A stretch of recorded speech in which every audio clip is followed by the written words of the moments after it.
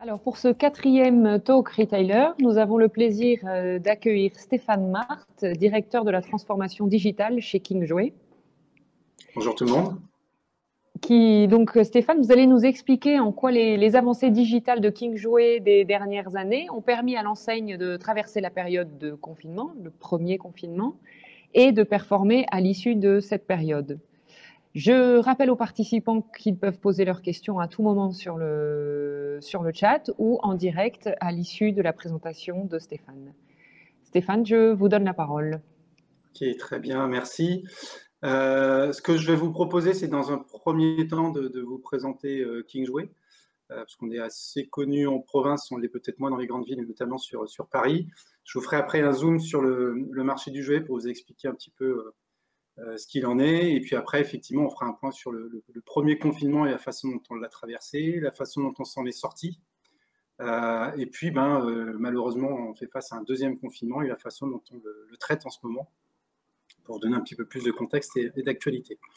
Alors, Kingjoy, en quelques mots, peu de personnes le savent, mais on a un actionnaire italien majoritaire qui s'appelle Prenatal Retail Group, donc qui est présent essentiellement en Italie, mais également en Espagne, Grèce, Portugal, et qui traite le métier du textile, de la puériculture et du jouet. Donc il y a environ 400 points de vente sous cette enseigne-là, donc qui est notre société sœur. Kingjoy en tant que tel est présent en France et en Suisse, avec un réseau d'environ 240 magasins, avec une particularité, c'est qu'il y a 2 tiers qui sont des magasins succursales détenus en propre, et puis 1 tiers qui sont des magasins, on appelle ça affiliés ou franchisés comme vous voulez, mais des gens, des patrons d'entreprise qui ont choisi de prendre l'enseigne Kingjoy. On fait du digital depuis une vingtaine d'années. Hein, on a commencé en l'an 2000. À l'époque, il y avait le Minitel qui était posé à côté. Donc, on voit bien le chemin qui a pu être fait depuis. Voilà. Et puis, pour finir la présentation de Kingjoy, si vous avez suivi l'actualité, on a eu l'occasion de racheter un de nos concurrents qui s'appelle Maxi Toys, qui est une enseigne belge au départ. Voilà, donc qui nous permet aujourd'hui, entre la partie actionnariat italien et puis notre nouveau cousin belge, d'être numéro un européen sur les distributeurs de jouets. Voilà, donc par rapport à tout ça, on évolue donc sur le marché du jouet qui est en pleine recomposition, puisque en l'espace de 5 à 10 ans, le e-commerce, comme beaucoup d'autres marchés, a pris énormément de parts de marché. Chez nous, on parle d'environ entre 25 et 30% de parts de marché du e-commerce, avec derrière une forte pression sur les prix, bien évidemment, mais pas que, hein, avec une qualité offerte de services, de largeur d'offres au travers des marketplaces, par exemple, donc qui est quand même un concurrent assez important. Et quand vous avez une part du gâteau qui diminue et que le nombre d'acteurs présents sur ces parts de gâteau est toujours aussi important, forcément, à un moment donné, ça casse. Ça a été le cas, malheureusement, pour nos confrères de Toys R Us et de la Grande Récré il y a quelques années. Quelques mois, c'est pas si vieux que ça. Donc voilà, donc c'est un marché aujourd'hui qui est en pleine recomposition. Vous rajoutez à ça une très forte concurrence des hypermarchés sur la fin d'année, puisque le jouet est clairement un produit d'appel pour eux. Hein. Ils sont prêts à fracasser la marge sur les jouets parce que derrière, ils vont remplir le caddie de bouffe à côté.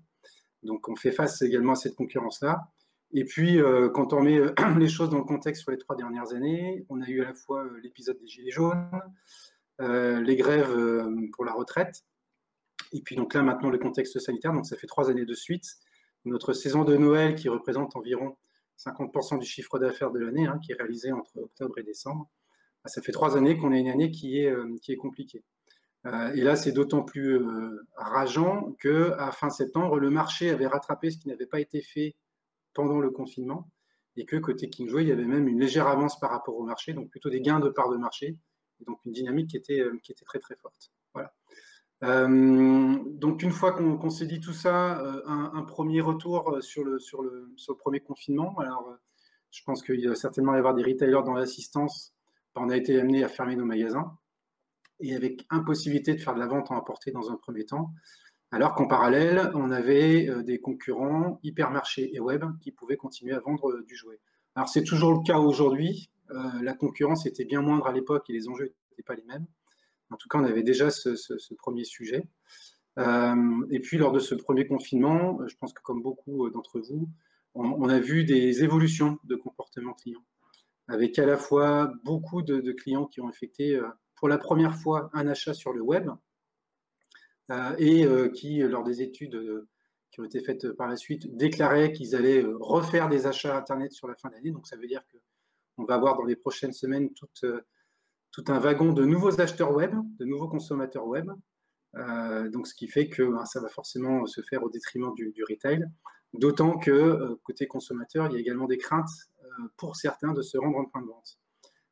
Les craintes, elles ne sont pas forcément avérées, surtout quand on voit tous les dispositifs qui sont mis en place en magasin, la façon dont les équipes sont briefées pour faire en sorte d'accueillir comme il faut les clients. Mais dans l'esprit du client, il y a une étude, je crois, qui avait été faite, qui disait qu'il y a un client sur deux, enfin un consommateur sur deux en France, qui s'estime à risque par rapport au Covid. Alors c'est loin de la réalité, mais il n'empêche que voilà, il y a un a priori qui s'installe dans l'esprit des Français et qui fait que les ventes se reportent de plus en plus sur le digital. Voilà. Dans tout ça, pour piloter une entreprise, ça reste quand même très compliqué, puisque les forecasts et les budgets qu'on avait pu écrire il y a quelques temps sont complètement chamboulés. L'approvisionnement des produits est également chamboulé, à la fois dans les quantités qu'il faut commander, à la fois dans la réactivité côté Chine, puisqu'on a quand même une majorité de nos jouets qui sont fabriqués aujourd'hui en Chine, avec une production qui a également été perturbée. Bref, une partie supply qui est également assez perturbée. Et puis des choses assez surprenantes qui ont pu se produire pendant ce premier confinement. C'est globalement, et vous gardez ça pour vous, mais une rehausse des prix. On a assisté à peu près à une hausse du prix moyen du jouet vendu pendant la période du confinement entre 10 et 15%. Ce qui fait que d'un seul coup, King Jouet, qui n'a pas bougé ses prix, s'est retrouvé compétitif, là où il était plutôt décroché par rapport aux acteurs Internet. Donc c'est ce qui a aussi contribué à nous accompagner et a permis de tenir le choc pendant cette période. Alors cette fameuse période de premier confinement, comment King Jouet l'a traversée. Alors comme je vous l'ai expliqué, on fait de la vente en ligne depuis 20 ans. Donc là-dessus, on a su tenir le choc. Dieu merci, il y a 2 ans, on avait lancé un projet de semi-automatisation de la logistique, notamment sur la partie emballage.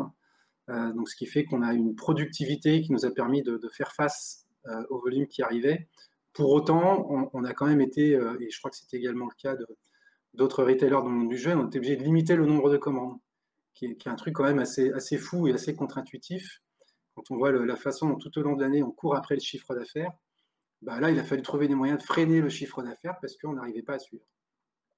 Donc, il a fallu qu'on joue avec des contournements. Typiquement, on a pris le parti pendant une dizaine de jours de ne proposer que du chronopost sur le site internet facturé 9,90.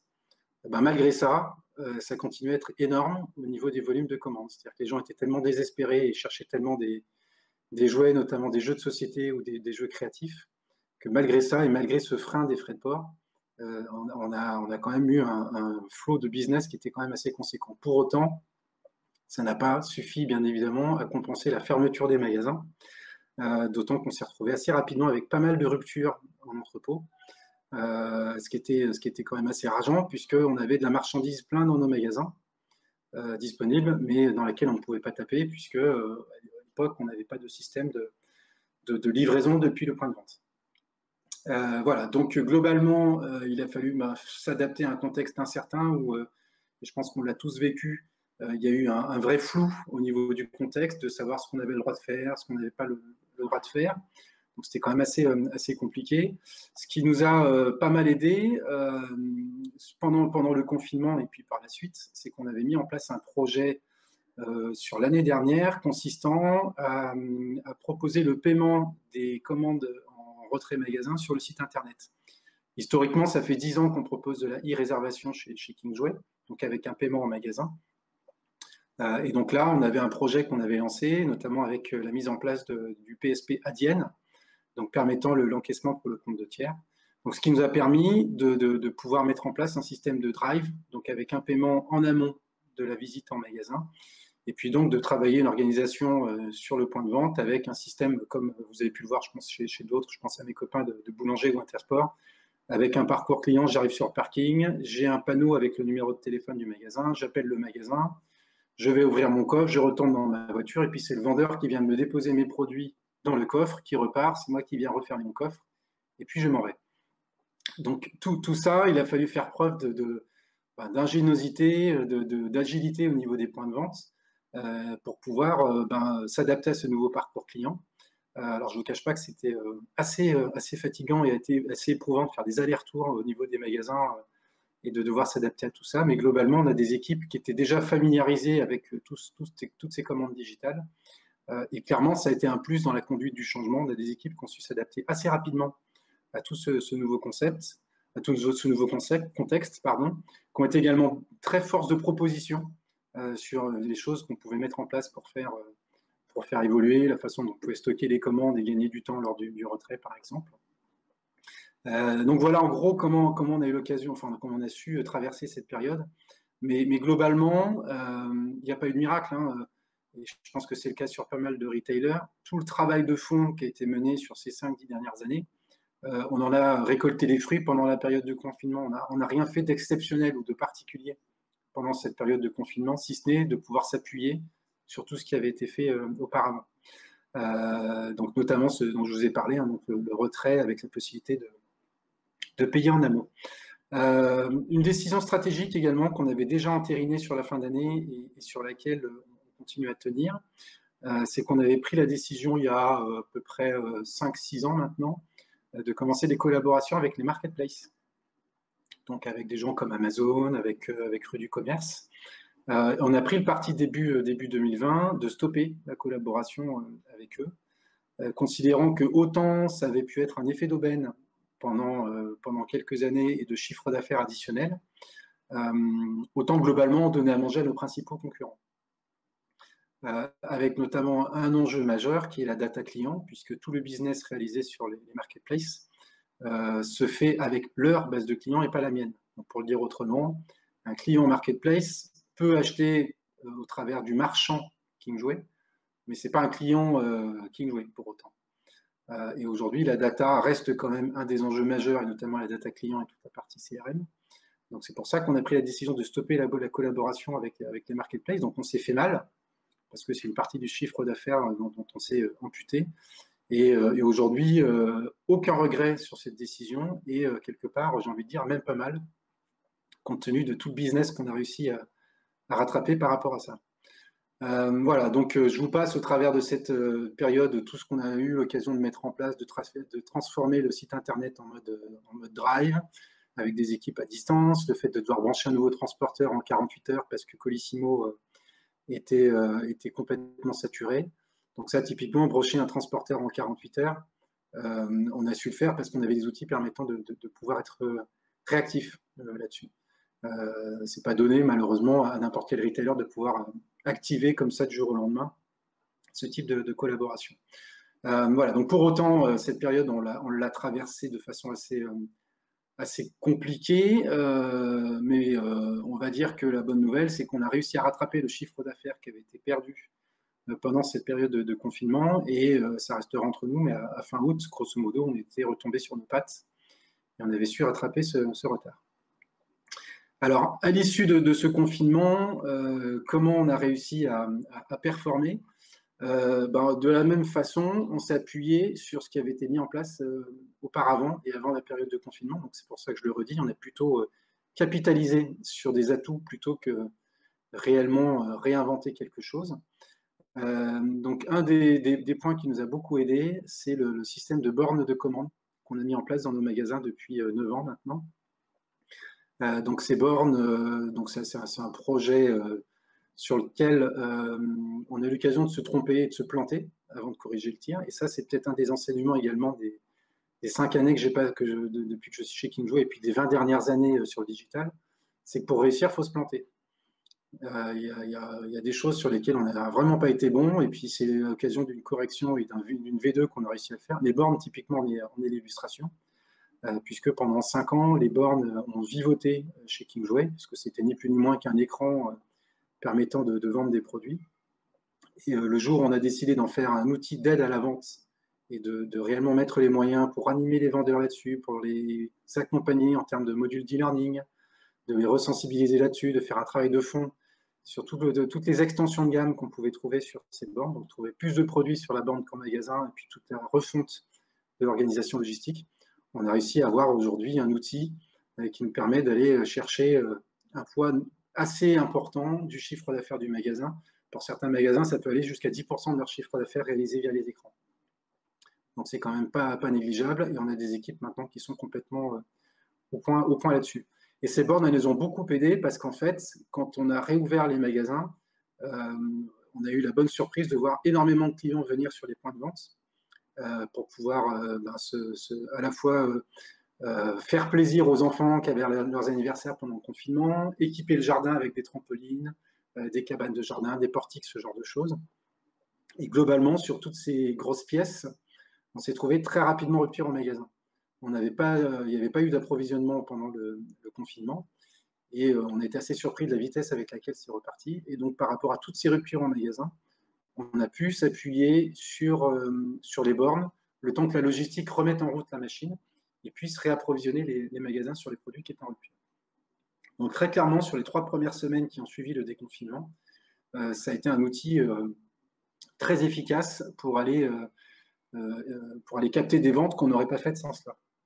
Et ce qui est important, c'est que les ventes qui sont effectuées au travers des bornes, c'est véritablement de l'incrémental. Quand on a un magasin qui valide une commande sur la borne, c'est qu'il n'avait pas le produit en magasin et pas la possibilité de faire la vente.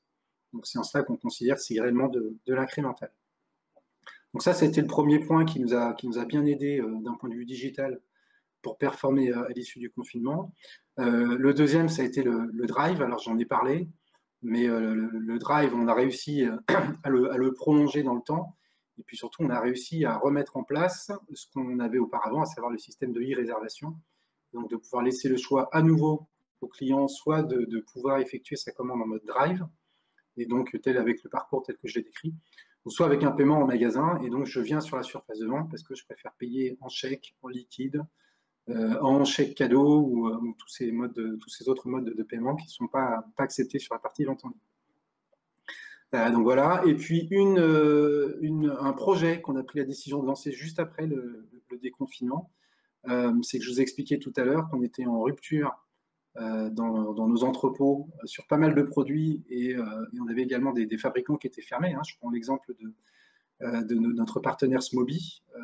Smoby avait ses usines qui étaient fermées également dans le Jura et donc était en incapacité de pouvoir nous livrer sur des produits dont on avait besoin. Donc on était un peu coincé là-dessus et on avait fait le constat qu'on avait des magasins dans lesquels il y avait tous les produits qui finalement nous faisaient défaut au niveau de l'entrepôt.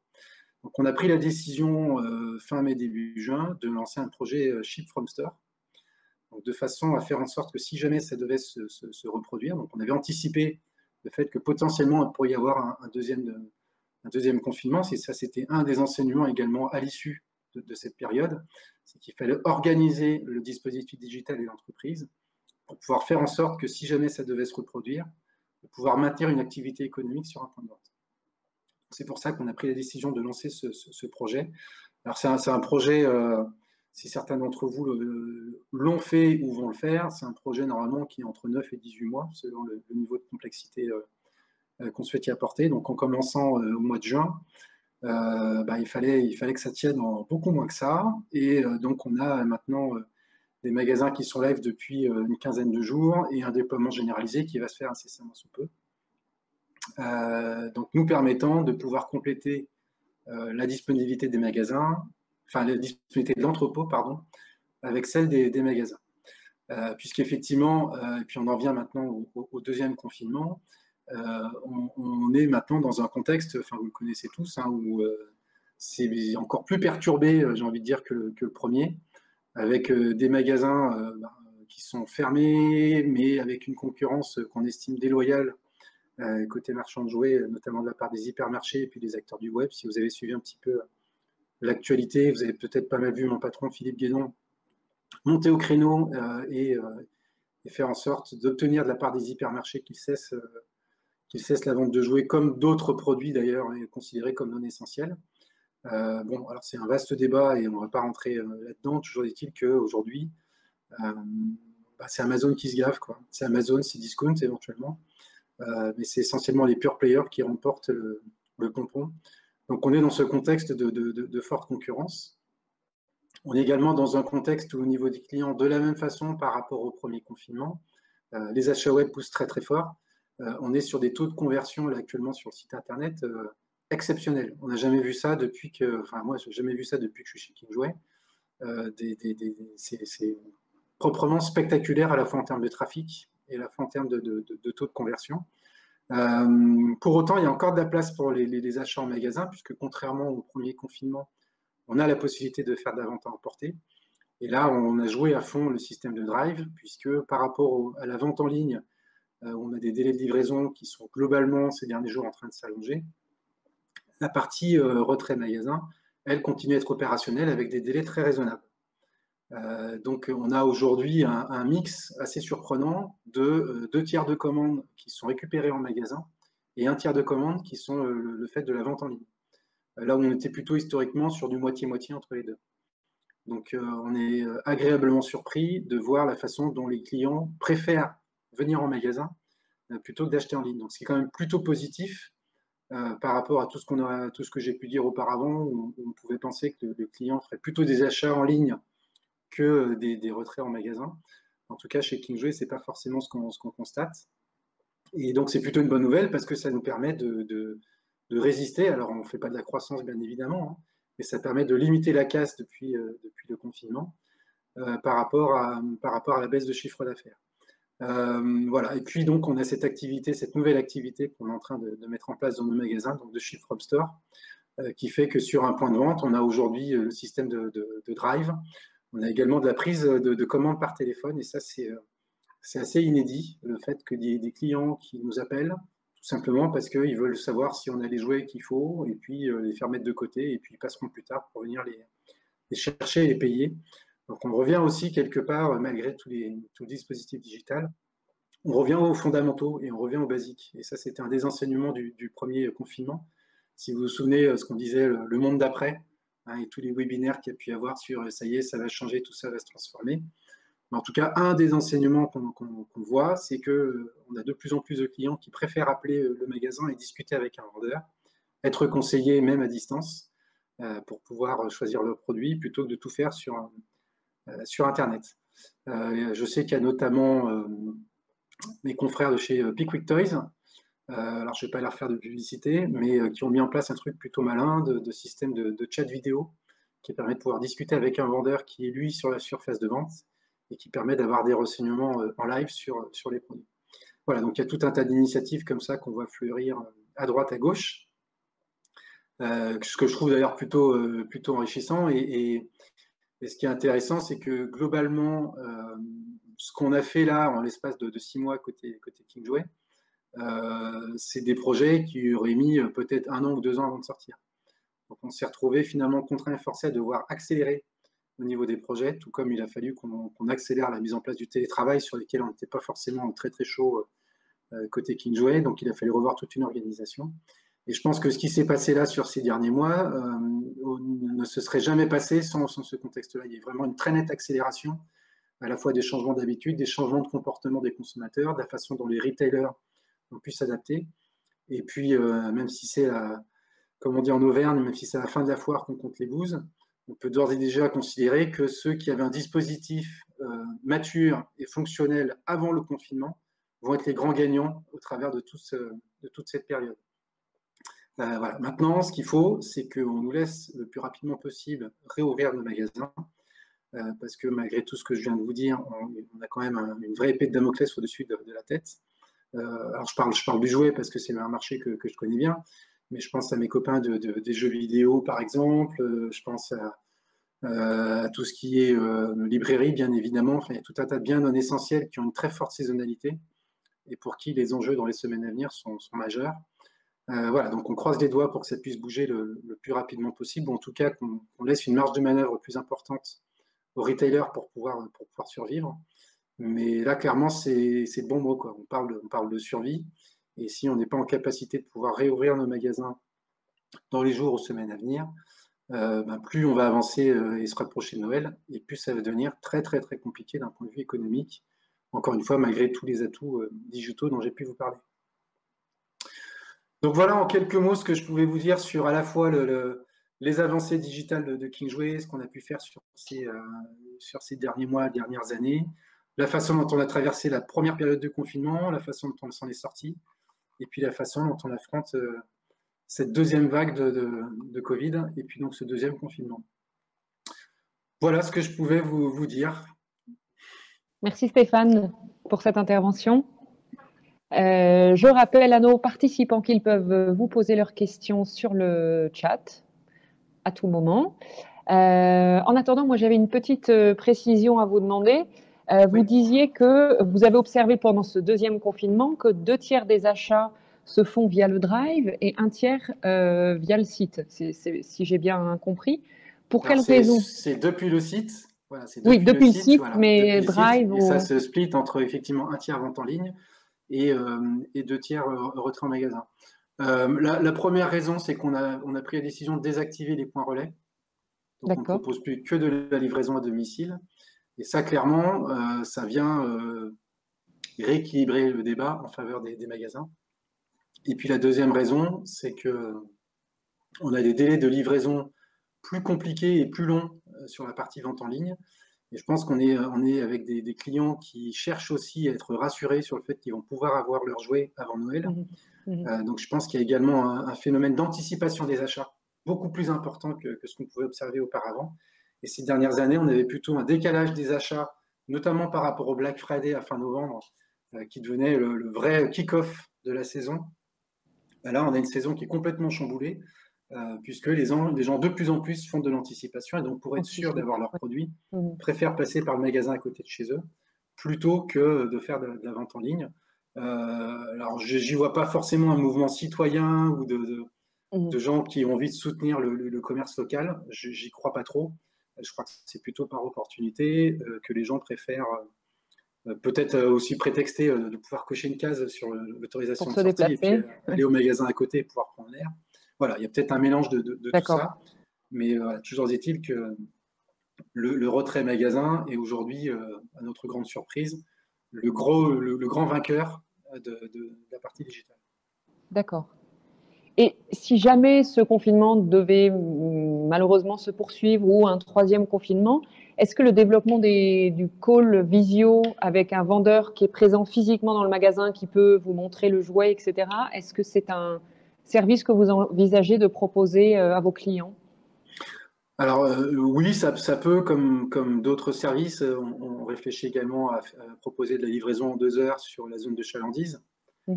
Parce qu'on sait aussi qu'il y a des clients qui peuvent, en dernière minute, avant Noël, avoir besoin de pouvoir passer des commandes en urgence. Voilà, ça fait partie des sujets sur lesquels on réfléchit. Maintenant, moi, j'ai toujours été très pragmatique sur le sujet du digital. Des solutions techniques, il en existe des tonnes. Il y a le social selling aujourd'hui qui fonctionne bien aussi, qui semble bien fonctionner. Maintenant, c'est toujours la même histoire. Qu'est-ce que ça coûte de le mettre en place? Qu'est-ce que ça coûte d'embarquer des vendeurs sur le sujet? Et quel est mon retour sur investissement là-dessus? Est-ce que passer une demi-heure avec un client au téléphone pour lui vendre une boîte de Monopoly, c'est là notre enjeu. Voilà, voilà, donc ça fait partie des sujets qu'on étudie, mais on est plutôt là actuellement à regarder des quick wins et plutôt essayer d'optimiser ce qu'on a déjà plutôt qu'essayer de relancer des solutions de dernière minute, là, vu le contexte. D'accord. Ok, merci beaucoup. Je regarde, pas de questions. Très bien. Eh bien, écoutez, merci beaucoup Stéphane pour cette intervention. Merci. Et moi, oui, pardon. Non, je disais merci. J'aurais bien pris quelques questions, mais visiblement, soit j'ai répondu à toutes les questions, soit j'ai été brillant. Oui, c'était très complet, du coup, pas de questions. Ok, ça marche. Et voilà, moi je donne rendez-vous aux participants pour le 5e talk retailer avec Elodie Gou et Rémi Guénaud de chez Jardiland à 15h50. Merci. Merci. Au revoir tout le monde.